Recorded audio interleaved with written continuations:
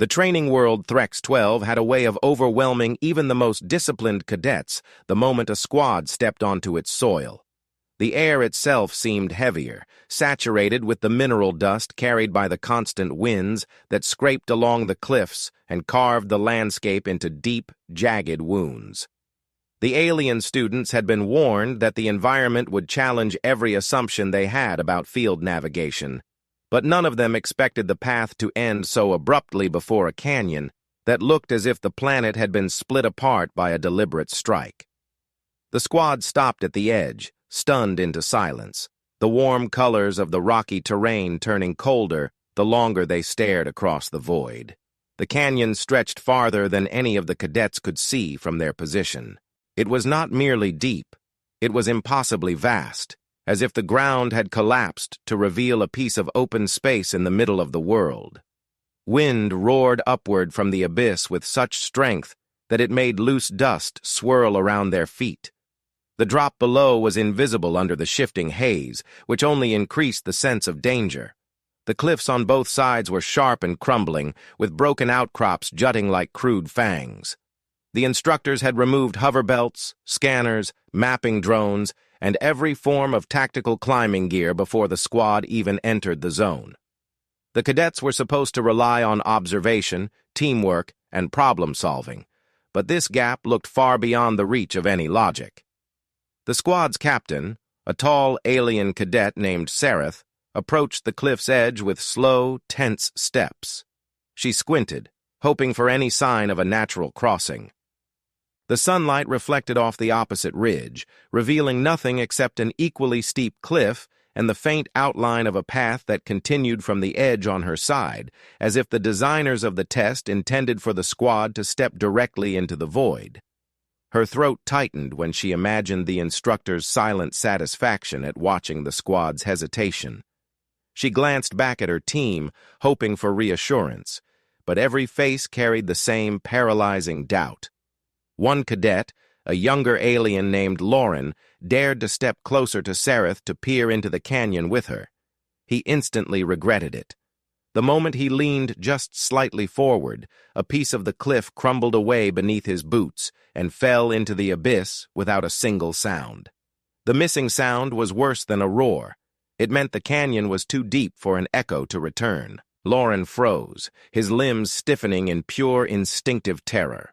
Sareth grabbed his arm to steady him and pulled him back, but he remained rigid, staring wide-eyed at the place where the cliff had broken. The rest of the squad stepped back in unison, each student suddenly aware that even a breath too close to the edge might send the stone downward. Panic began spreading through the group like a silent infection.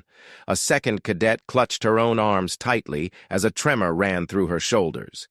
She looked from the canyon to the tree line behind them and back again, as if hoping the terrain would magically rearrange itself into something less threatening. Her breathing rose into shallow gasps, and soon she was no longer thinking about the objective or the time limit. She was thinking only of the endless emptiness below. Sareth tried to speak, but her voice failed her before she managed a sensible word. Farther from the edge, Alex Ward watched the squad from a calm distance. The human cadet had stayed a few steps behind the group by choice, not fear. He had already sensed the shift in the terrain long before the others reached the edge, and he understood that rushing toward any canyon without awareness was a dangerous habit. While the aliens fixated on the drop, he focused on the unstable rock under their feet. His boots pressed into the dirt with careful precision, and his eyes drifted along the edges of the cliff, tracing the cracked patterns in the stone. He did not need to look into the abyss to understand the threat. He could feel its presence through the ground. Sareth finally found her voice, although it cracked under the pressure. She pointed toward the opposite side and tried to sound authoritative, but she failed to mask the dread in her tone. The path they were supposed to reach continued across the canyon, illuminated by streaks of glowing moss that clung to the rock. It was undeniably part of the route. The instructors had planned for the squad to reach it. That could only mean one thing. The canyon was meant to be crossed somehow, and the squad had to figure out how to do it without relying on technology. Lauren shook his head rapidly, the panic tightening around him like a physical grip. He muttered that no one could cross something so wide without equipment, that the test was set up to ensure failure. Another cadet suggested that perhaps the instructors expected the team to turn back and search for a hidden passage, but no one dared step away from the edge to confirm this theory. The canyon had drained their confidence so quickly that even retreat felt dangerous. A few began blaming the instructors outright, accusing them of designing a challenge that bordered on cruelty. Others blamed Sereth for leading them too close to the edge without checking the terrain ahead of time. Within minutes, the group that had marched in with discipline now stood fractured and trembling. Alex continued to observe silently, but not with detachment. He understood the nature of fear and how it distorted judgment. He watched each cadet's reaction with precise attention. He saw how Sereth tried to maintain control but struggled with her own anxiety. He saw how Lauren avoided eye contact, still shaken by the crumbling cliff. He saw how another cadet covered her face with her hands, overwhelmed by the thought of failure. He was not immune to the canyon's severity, but he processed fear differently. The human mind had been shaped by environments just as unforgiving as this one, and Alex had learned through countless past scenarios that when panic spread through a group, the first step was not action. It was understanding. He took a slow step toward the tree line, letting the others continue their frantic attempts to argue or reason through the situation. The sound of the wind intensified as he moved farther from the canyon and closer to the dense vegetation that bordered the path. The leaves rustled overhead, long and flexible from the high atmospheric moisture of Threx 12. Something about their movement caught his attention. He reached out and touched one of the vines draping from a low branch. The texture was rough, almost fibrous, and the vine felt strong enough to support weight even under strain. A quiet idea began forming in his mind, not yet solid but promising. His instincts sharpened as he tugged lightly on the vine to test its flexibility. The material resisted without snapping, bending with a smooth, sturdy motion that reminded him of ropes used in mountain training on Earth. He did not smile, but the faint shift in his expression showed that he had found something important. The aliens were staring into the canyon in despair, but Alex saw a forest filled with possibilities. Behind him, the arguments grew louder, even though none of the cadets moved any closer to solving the challenge. It was the kind of fear-driven noise that never produced solutions. Alex let their voices fade into the background as he continued testing the vines, studying their length and durability. The canyon was vast, but so were the resources around them. He understood that the solution, if one existed, would not come from staring into the abyss. It would come from understanding the terrain that surrounded it. Without saying a word, he wrapped the vine around his arm to carry it back toward the group, ready to examine the cliff structure more closely. The wind still roared over the canyon, but something had shifted. The fear remained, but now there was also the faintest possibility of crossing, a possibility only Alex seemed able to see at that moment. The chapter of panic was ending, and a new one, silently shaped by the human's observation, was beginning. Sereth tried to steady her breathing, but each gust of canyon wind made her nerves contract again. The roar from the abyss drowned out every attempt at rational thought. She kept glancing at the vine Alex had brought back, unsure whether it represented hope or another dangerous risk. Her squad stood in disorganized clusters, no longer aligned in formation. The sense of unity that had accompanied them through the earlier parts of the trial had evaporated the moment the cliff revealed its cruelty. Each cadet now faced the canyon not as a team member, but as an individual trapped in fear. Lauren sat on the ground several steps away from the edge, his back pressed against a twisted tree root. His hands trembled with a rhythm he could not control, and he stared at the vine Alex carried as if it were a venomous creature instead of a potential tool. His mind replayed the moment the cliff crumbled beneath him, amplifying the terror until his thoughts blurred. He muttered quietly, insisting that the canyon was designed to eliminate the squad rather than test it. No one challenged him. Even Sereth lacked the certainty to dismiss his belief. Another cadet, A tall reptilian student named Vera paced in short, agitated bursts.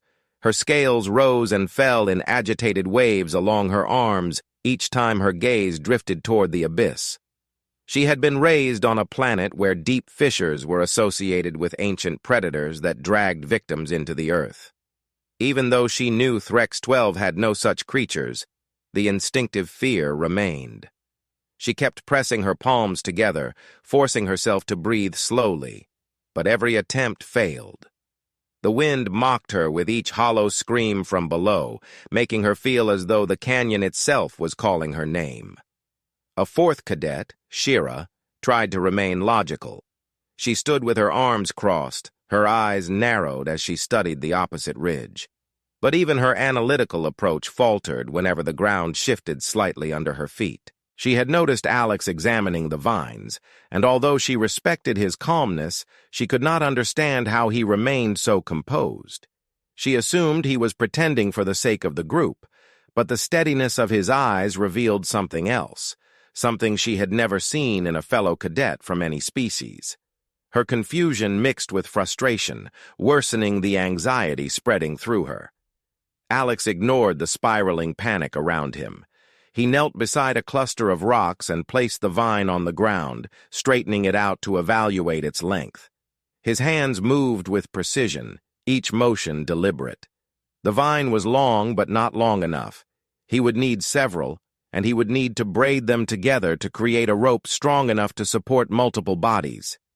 His attention drifted to the cliffs again, this time not to judge the danger, but to identify secure anchor points. Two protruding rock formations caught his eye, one on the squad's side, one directly across. Both looked stable, though the one on the opposite ridge would require a precarious approach if he wanted to wrap anything around it. Sareth watched him closely. She admired his focus, but it also unnerved her. She approached with cautious steps, afraid of both the canyon and the possibility that Alex's idea might not work. Her voice wavered when she finally spoke, asking whether he believed a rope could hold against the canyon winds. Alex examined another vine and gave a quiet answer, explaining that the wind strength was inconsistent and that timing would matter as much as the materials. His tone was calm, but not dismissive. Sareth nodded slowly, but the uncertainty remained firmly embedded in her mind. Behind her, panic began building toward a collapse. Vera's pacing grew frantic as she failed to control her instincts. Shira attempted to speak to her, but Vera flinched away, convinced that any step closer to the canyon increased her chances of falling. Lauren covered his ears with shaking hands, overwhelmed by the sensation that the abyss was somehow expanding, pulling the ground toward itself. The emotional spiral deepened, and the squad shifted dangerously from fear into near hysteria. Sareth tried to intervene, but her words were swallowed by the wind. She called out louder, but Vera barely registered the sound. Shira attempted to stop Vera's erratic movement, but Vera jerked away and nearly stumbled toward the cliff edge, forcing Shira to grab her arm to pull her back. The moment Shira touched her, Vera panicked even more, convinced she was being dragged toward danger. A shout escaped her, sharp and frantic. Lauren flinched at the noise, his anxiety growing into full-blown panic. Alex finally looked up, his expression tightening as he assessed the rising chaos. He approached slowly, knowing that rushing toward terrified cadets would only worsen their reaction. Sareth stepped aside to let him through, silently relieved that someone in the squad still maintained clarity. He faced Vera, who was breathing rapidly, her eyes darting from his face to the canyon behind him. She stepped backward, but her heel hit a loose stone, causing her balance to falter. Alex reached out, not aggressively but with calm precision, and steadied her by the wrist before she could lose her footing. His grip was firm but gentle. Vera exhaled shakily, not yet trusting him but desperate for something that felt stable. Alex guided her away from the edge with steady steps until she stood near the tree line. Shira assisted, her movements careful, as if she were afraid of breaking a fragile object. Sareth hurried to Lauren next. She knelt in front of him, placing her hand on his shoulder, reminding him to breathe. Her voice softened, carrying a tone she rarely used. She explained that he was safe where he sat, that no one was going to force him near the edge again. His breathing eased fractionally, though he still shook with each exhale. Sareth stayed with him, unwilling to move until his panic lessened. Alex stepped away from the group once Vera was stable. He retrieved the vine and walked toward the forest again. The cadets watched him, their breathing uneven, their nerves frayed. None of them spoke. They simply observed the human cadet disappearing between the trees, returning only minutes later with several more vines coiled around his arm. His confidence brought a strange contrast to the surrounding fear, but it also planted a seed of disbelief among the squad, disbelief that he would even attempt something so ambitious. Shira approached him reluctantly. She asked whether he had actually formed a plan or whether he was improvising under pressure. Alex answered that he had a plan forming, but it needed confirmation from the terrain. His calm tone made Shira pause. She realized he meant every word, and that realization unsettled her more than the canyon itself. He was not simply reacting, he was strategizing. Sareth finally stood up, leaving Lauren to breathe on his own. She approached Alex with determination rising beneath her nervousness. She demanded to know whether his idea was safe. Alex looked at the vine in his hands, then at the canyon, and finally at her. He admitted that nothing on a world like Threx 12 was entirely safe, but he also explained that standing still in fear was far more dangerous than attempting a solution. His honesty shook her, but it also grounded her. Vera moved closer, still trembling, but calmer than before. She asked in a weak voice whether he would really try to build something that could carry the entire squad. Alex did not hesitate. He said yes. The simplicity of his answer stunned her. The panic did not vanish, but it shifted. Instead of spiraling uncontrollably, it condensed into a sharp, silent tension. Each cadet looked at Alex with a mixture of hope and disbelief. The canyon was still a monstrous obstacle. The fear still clung to their thoughts like a cold fog. But now, for the first time since reaching the edge, they were no longer frozen. Their fear had not disappeared, but it had been interrupted by something stronger, curiosity about what the human intended to build. And that curiosity pulled the squad back from the edge more effectively than any command Sareth could have given. Alex carried the bundle of vines toward the clearing without waiting for encouragement. The squad watched him from a distance, still shaken, but calmer now that panic had stopped escalating. The wind had not grown gentler, but the cadets' fear had settled into a tense stillness. Sareth stood closest to him, her posture stiff, her eyes fixed on his hands as he dropped the vines onto the ground and knelt beside them. She did not speak at first, unsure of how to even begin a conversation after the emotional chaos that had overtaken her squad. But Alex did not need instructions or reassurance. He began organizing the vines immediately, separating thicker strands from thinner ones with a quiet focus that drew attention like a gravitational pull. He picked up one of the thickest vines and stretched it between his hands, testing its elasticity. It resisted his pull with a slow, strong flex. Satisfied, he anchor-wrapped one end around a nearby boulder, pulling until the vine tightened. The bark creaked under the tension, but the vine did not fray. Sareth observed his actions with growing interest, each movement revealing a piece of logic she wished she understood more clearly. Alex glanced at her only briefly before returning his attention to the vines. He encouraged her with a simple nod to come closer. She hesitated but moved toward him until she could see every detail of his hands. He demonstrated the process by folding two vines together, aligning them so the fibers overlapped in a subtle diagonal pattern. His fingers moved steadily, twisting the pair into a thicker rope. The friction between the vines produced a faint sound, like distant whispering. Sareth watched his technique carefully, realizing that he was not merely tying vines together. He was merging them to multiply their strength. His motions were rhythmic, almost meditative, grounding her more effectively than any attempt to speak. She lowered herself to sit beside him and offered to hold one end while he twisted the other. He accepted her help without hesitation. Vera approached cautiously, still trembling but no longer in a state of collapse. She watched from behind Sereth, her eyes following each twist of Alex's hands.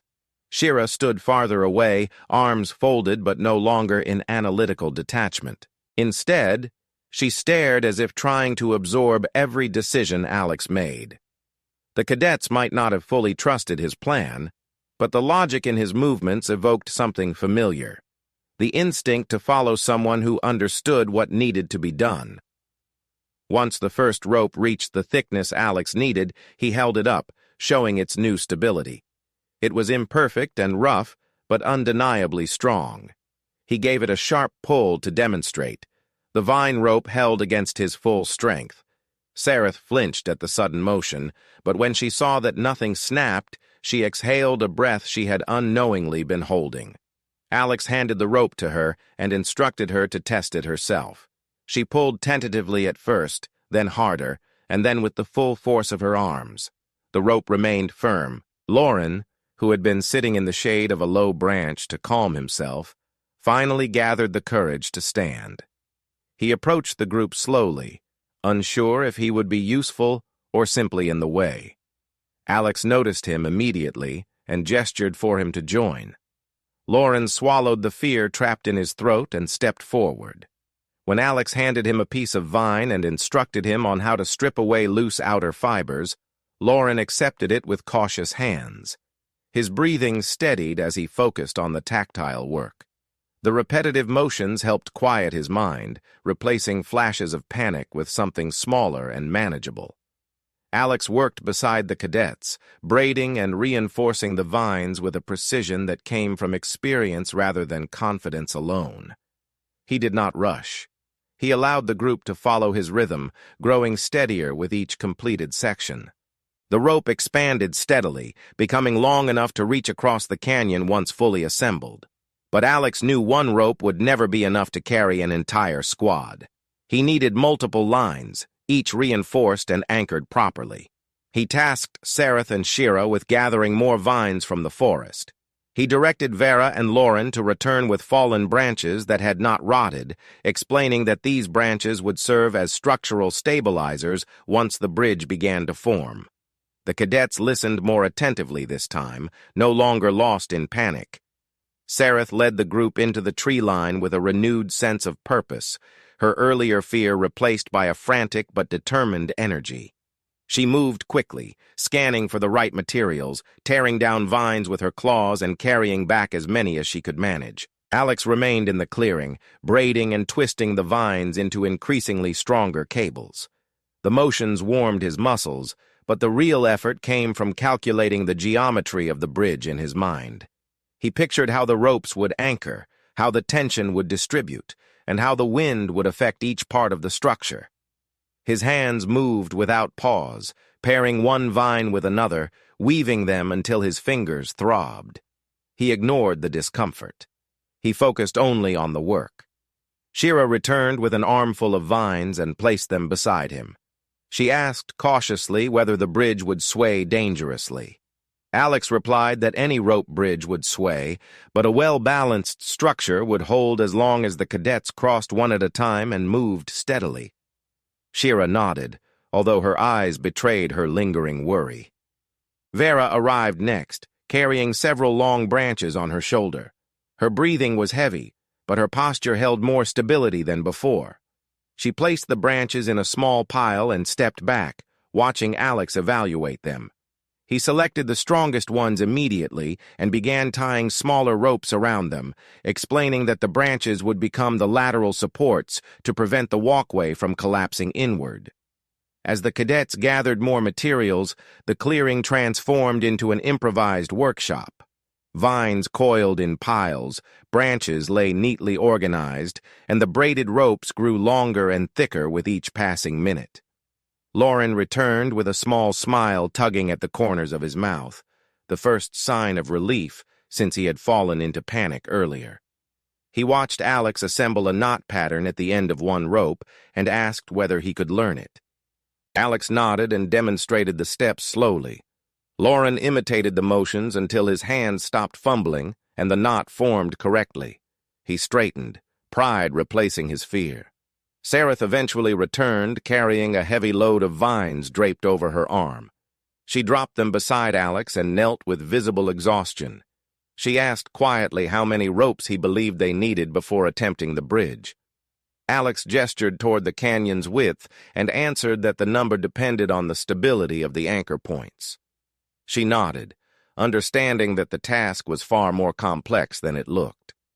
As the sun lowered slightly in the sky, the team completed enough ropes to begin assembling the structure.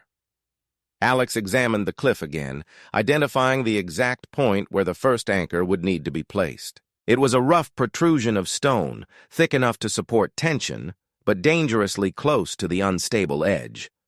Sareth watched him measure the distance with his eyes, her heart tightening with nervous anticipation. Before anyone could question him, Alex lifted the first rope onto his shoulder and began walking toward the canyon's edge. The cadets followed him instinctively, forming a loose semicircle behind him. Their fear had not vanished, but now it stood beside something stronger, the belief that if Alex trusted his own plan enough to approach the abyss, then perhaps the plan was worth trusting as well.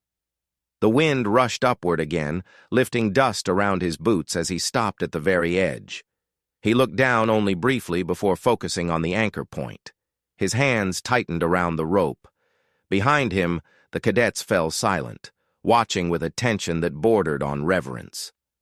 The human was ready to begin the structure that would determine whether the squad survived the trial or failed it. And for the first time since reaching the canyon, every cadet felt that possibility shifting toward survival.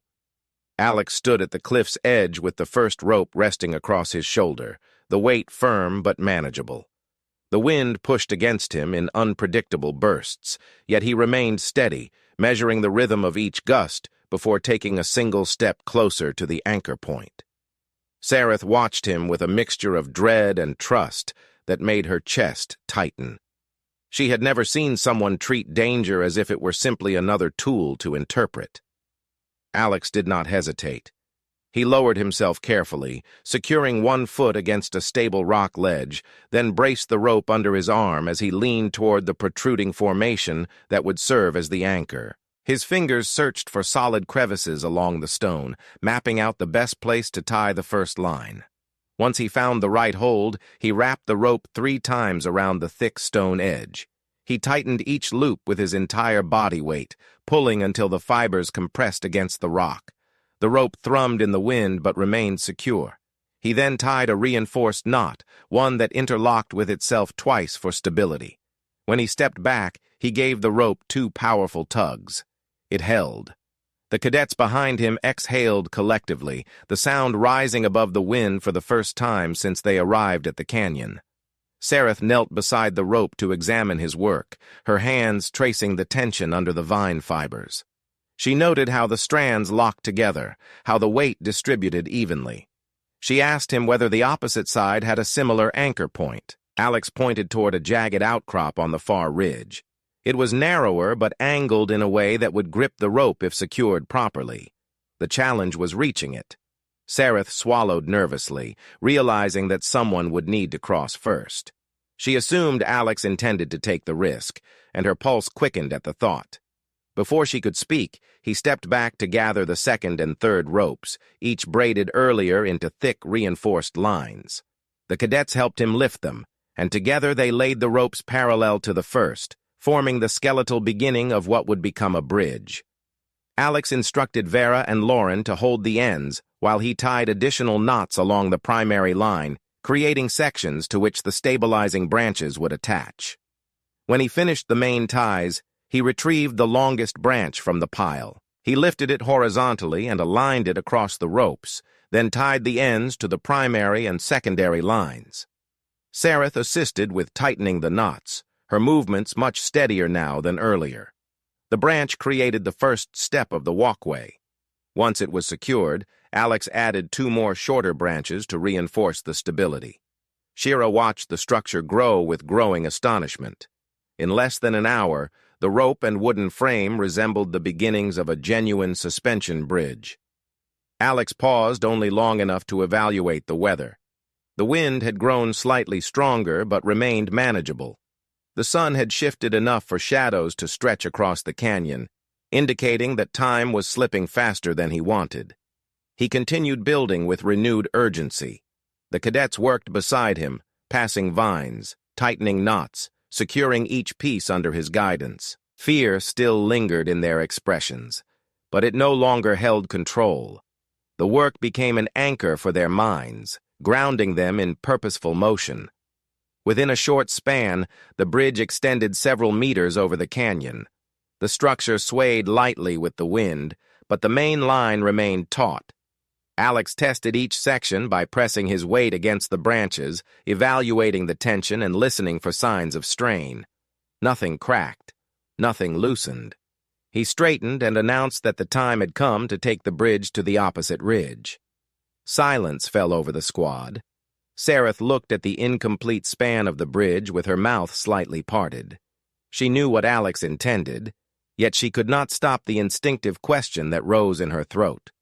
She asked whether he was certain the structure could hold his weight. Alex nodded calmly. He explained that the primary vine line could support far more than a single person, and that the reinforcing vines added earlier would distribute the load evenly. His voice carried no bravado, only quiet certainty. Sareth felt her resolve strengthen, though her heart still raced with fear. Without further delay, Alex stepped onto the first branch. The bridge dipped slightly under his weight but stabilized immediately. He took another step, gripping the rope line with both hands. The wood groaned softly, adjusting to the motion. Behind him, the cadets watched with eyes wide and breath held in fragile suspense. The wind surged upward in a sudden burst, making the ropes sway. Sareth nearly reached forward to catch him, even though he was too far to reach. Alex lowered his center of gravity and pressed his weight into the ropes, waiting for the gust to pass before continuing. The bridge creaked under the strain but held firm. Step by step, Alex made his way across. The canyon below remained invisible beneath swirling dust, its depth impossible to comprehend, but Alex did not look down. His gaze remained locked on the outcrop ahead. Each movement was deliberate, each pause calculated. When he reached the midpoint, the wind struck harder, rocking the entire structure. Vera cried out and stepped back instinctively. Sareth clenched her fists, silently begging the bridge to hold. Alex braced himself and lowered his body until his chest nearly touched the branch, reducing his wind exposure. The gust passed again, leaving the bridge swaying gently. Alex resumed walking. When he finally reached the opposite ridge, he crouched and wrapped the rope around the protruding stone with practiced efficiency. His hands moved quickly, forming the same reinforced knot he had tied earlier. Once secure, he gave the line a sharp pull. The rope resonated with a deep vibration, signaling strength. Sareth exhaled in relief, her knees momentarily weak. Lauren let out a nervous laugh. Vera covered her mouth, struggling to steady her breathing. Alex raised a hand, signaling that the first phase was complete. Sareth approached the beginning of the bridge with slow, hesitant steps. Alex called out instructions on how to balance her weight, how to move with the sway rather than against it, how to grip the rope without freezing her muscles. His voice reached her through the wind, steady and clear. She inhaled sharply and placed her foot on the first branch. The bridge dipped, but Alex reassured her. She tightened her grip and took another step. Her heart pounded violently, but she refused to back down. She crossed as slowly as her nerves demanded, each step a battle against instinct, each breath a deliberate effort to keep moving forward. When the wind struck again, her legs buckled, but she forced herself upright, guided by Alex's calm direction. Lauren followed next, shaking visibly but determined. Shira crossed with rigid posture, refusing to look at the canyon even once. Vera stepped onto the bridge with trembling hands, but walked more steadily than she expected, her trust in Alex overshadowing her instinctive fear of fissures. One by one, the cadets crossed the canyon. Each arrival on the opposite ridge strengthened the structure's proven reliability. Each crossing chipped away at the fear that had nearly paralyzed the squad earlier. By the time the final cadet stepped onto solid ground, the group stood in stunned silence, staring back at the bridge that now connected two impossible sides. Alex walked to the front of the group, his expression unchanged, but his voice held a quiet satisfaction when he told them that the bridge would hold long enough for sunset completion. The cadets looked at him not with disbelief or fear, but with respect they had never felt so deeply before. The squad stood on the far side of the canyon in a silence that felt heavier than the wind that swept across the ridge. The rope bridge still swayed gently behind them, the vines creaking under the fading sunlight. Sareth turned toward it, unable to fully grasp how something so simple and so fragile-looking had carried her squad to safety. Her pulse slowly returned to normal, and for the first time since reaching the canyon, she felt the ground beneath her feet as something steady rather than threatening. She exhaled with a trembling relief she had not allowed herself earlier. Alex remained at the front of the group, studying the terrain that stretched ahead. The path winded through jagged formations and finally dipped into a descending slope that led toward the rendezvous point marked on the squad's map. The trial required them to reach that point by sunset, and the sun was already brushing against the horizon. Its orange glow lit the rocky surface with warm hues that contrasted sharply with the cold tension that had filled the squad moments ago. Sareth approached Alex slowly. She hesitated, unsure how to address him now. Her earlier doubts, her fear, her instinctive panic, everything seemed distant compared to the quiet certainty he had demonstrated. She finally thanked him, her voice low but sincere. Alex nodded as though the gratitude was expected but unnecessary. He replied that the squad had crossed because each cadet had found the courage to step forward, not because of anything he alone had done. Sareth wanted to argue, to insist that his presence had changed everything, but the words tangled in her chest and never reached her lips. Behind her, Lauren examined the ridge with renewed confidence. His earlier terror still lived somewhere inside him, but it no longer guided his actions. He walked closer to the cliff and looked back at the expanse the squad had crossed. He whispered a quiet disbelief, not directed at anyone but himself. His shoulders straightened a little more with each breath. Shira and Vera gathered near him, both stunned by how different the world looked now that fear no longer blurred their perception. Alex gestured for the cadets to follow him. The path ahead was uneven but accessible. The squad fell into formation without needing to discuss it, their steps aligning naturally behind him. Sareth watched how easily the group synced with his pace. She realized that a shift had occurred within the squad, not in their formal hierarchy, but in their understanding of leadership. The canyon had fractured them, but the crossing had reshaped them, binding the group in a way she could not have accomplished through commands or discipline alone. As they descended along the rocky slope, the wind softened and the air grew warmer. The sound of distant mineral geysers echoed faintly from the valley ahead. The squad walked faster, their bodies adjusting to the more forgiving terrain. Vera walked beside Shira, recounting the terror she had felt and how she had almost refused to cross at all. Shira listened quietly, nodding, her analytical facade stripped away to reveal genuine respect. Lauren followed behind them, repeating Alex's instructions under his breath, as if memorizing each detail for future trials. Sareth moved closer to Alex again. She watched how he observed every shift in the environment with unwavering attention. She asked him how he remained calm when fear nearly overwhelmed everyone else. Alex took a moment before answering. He told her that fear was never the enemy. The real danger came when fear dictated decisions. He explained that he had learned long ago to treat fear as information, something to examine, something to respect, but never something to obey blindly. Sareth absorbed his words with a gravity she rarely felt during training.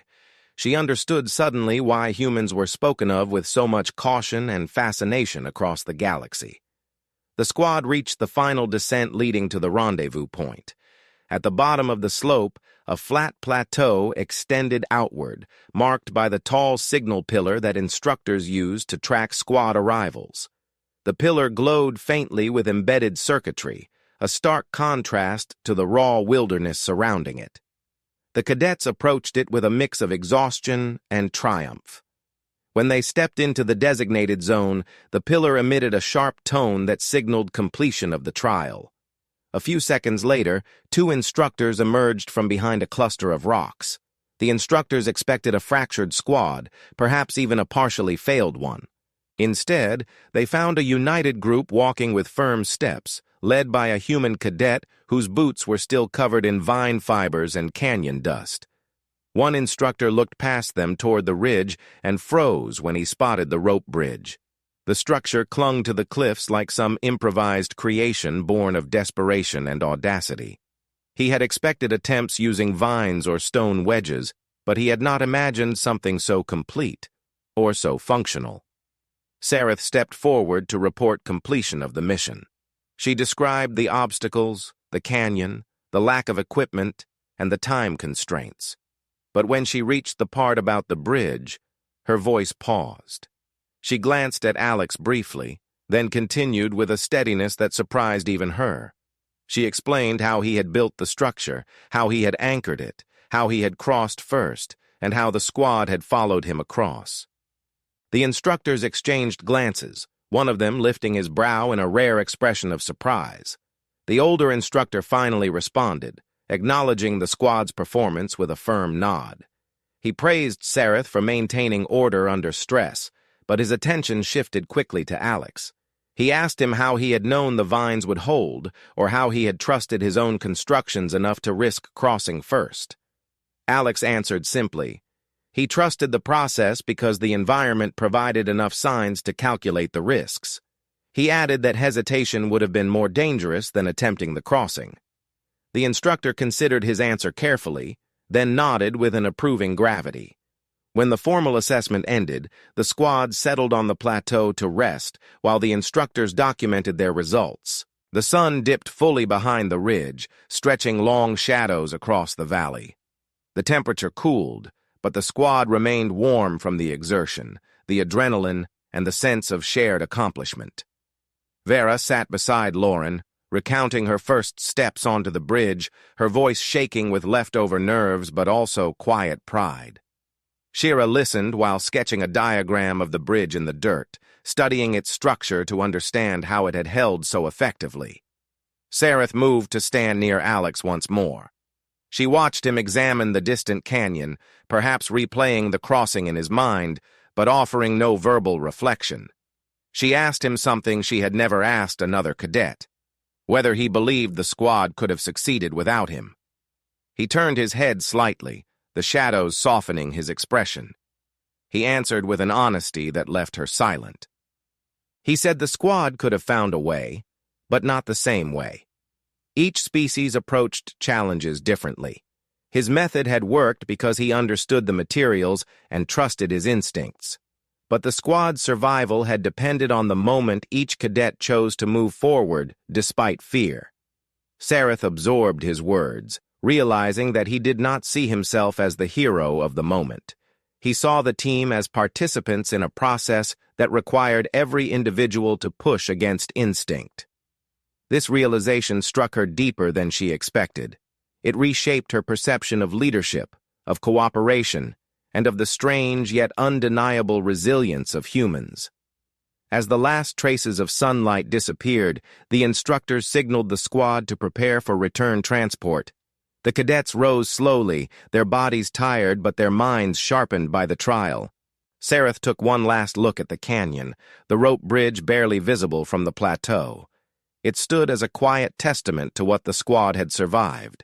She felt a swell of gratitude, pride, and something else, something shaped by Alex's calm presence and the unwavering logic he carried.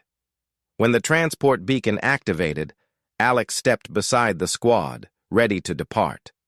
Sareth met his gaze and nodded with a respect that carried far more weight than any formal commendation. He returned the nod with a small, measured motion. As the squad vanished in a shimmer of transport light, the last thought Sareth carried was the realization that the trial had not been designed to break them. It had been designed to reveal what each cadet brought into the unknown. And in that canyon, suspended between fear and survival, Alex had revealed the quiet, powerful truth behind why humans were trusted in the harshest corners of the galaxy. Not because of strength, but because of the instinct to build a path where no obvious path existed. The trial ended, but the lesson remained, etched into the minds of every cadet who had crossed that impossible gap.